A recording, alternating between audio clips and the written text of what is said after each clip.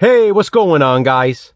The Horror Man back with another Christmas-themed edition of Anthologies of Ho Ho Horror.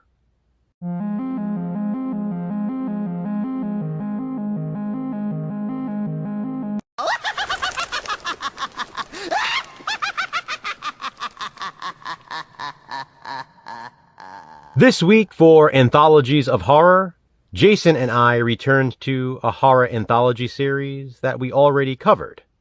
Well, sort of. Not really. We previously discussed segments from the original The Twilight Zone series.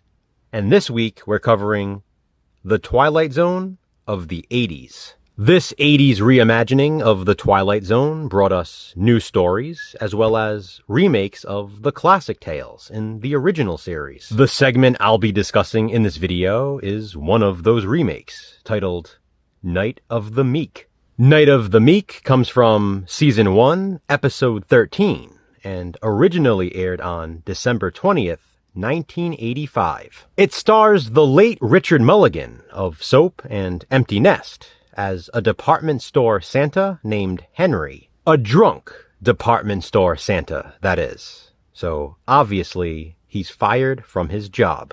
William Atherton, who was in a ton of stuff in the 80s and 90s, including another Christmas classic, Die Hard, plays Henry's boss, Mr. Dundee, or Henry's ex-boss, I guess. He also played in Ghostbusters. This man has no dick.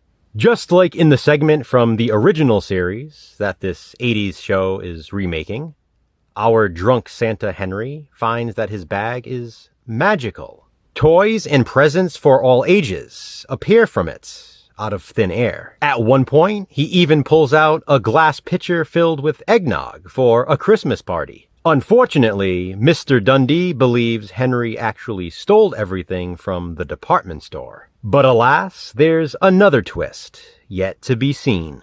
I love the Night of the MEEK from the original The Twilight Zone series, but this is a fantastic remake. I've always been a fan of Richard Mulligan, especially in Empty Nest, and William Atherton plays such a good prick.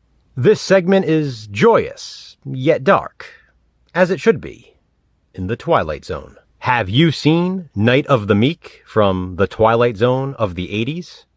If so, what do you think of it? Comment below and let me know. Be sure to check out Jason's video to see which Christmas theme segment he selected. Which anthologies of horror will we cover next?